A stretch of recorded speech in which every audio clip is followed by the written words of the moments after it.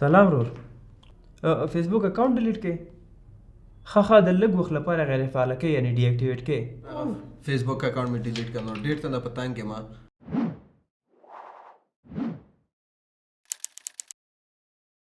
فیسبوک جوړولای شي او همدارنګه فیسبوک اکاونټ هم لرئ.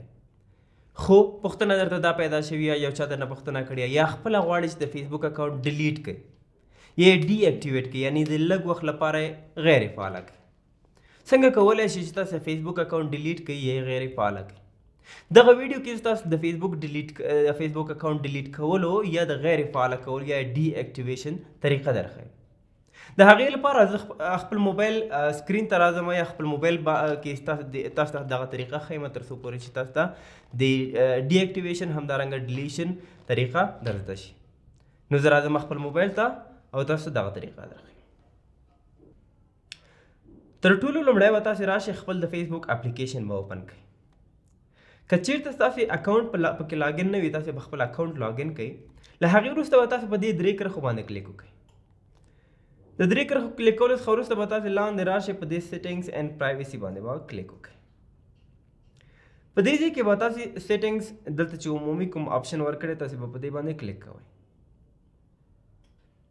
ښه، په دې ځای کې به تاسې په اکاونټ اونرشپ اینډ کنټرول باندې کلیک وکړئ. دې کې ګورئ لیکلي دي چې مینیج یور ډیټا، موډیفای یور لیګسي کانټیکټ، ډي اکټیویټ او ډیلیټ یور اکاونټ اور مور. ښه، دلته موږ درې آپشن ګورو چې یو پکې میمورلایزیشن سیټینګز دي، ډي اکټیویشن اینډ ډیلیشن او همدارنګه په اخر کې مینیجنګ یور انفارمیشن. نو په دې کې زموږ هدف څه شی دی چې موږ غواړو چې ډي اکټیویشن یا ډیلیشن طریقه زده کړو.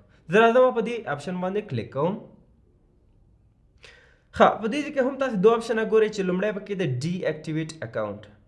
که چېرته تاسو غواړئ چې خپل د فیسبوک اکاونټ د موقت وخت لپاره یا د یو څه وخت لپاره ډي اکټیویټ یا غیر فعاله کړئ او بیا وروسته یې فعالولی وشي، نو تاسې به څه کوئ؟ په دې کې به د آپشن تیار انتخاب یا تاسې به انتخابوئ. له هغې وروسته به کنټینیو ان اکاونټ ډي اکټیویشن باندې کلیک کوئ.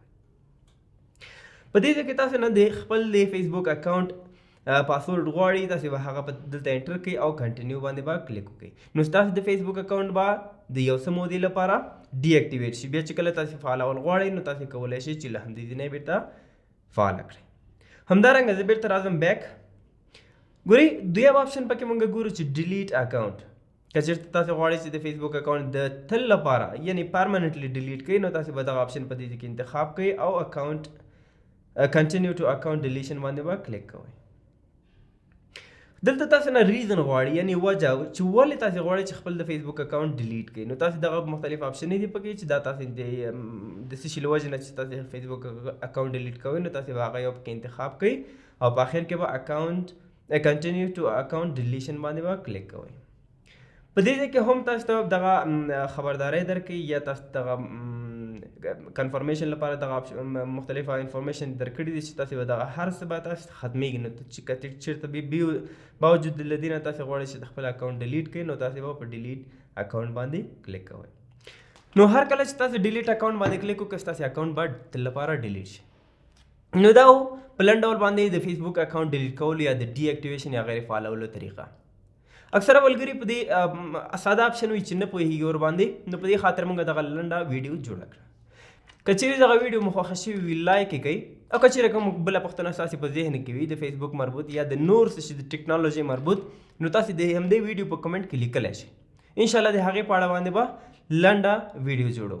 نو اوس لپاره ښه وخت ولرئ. الله مو مل شه.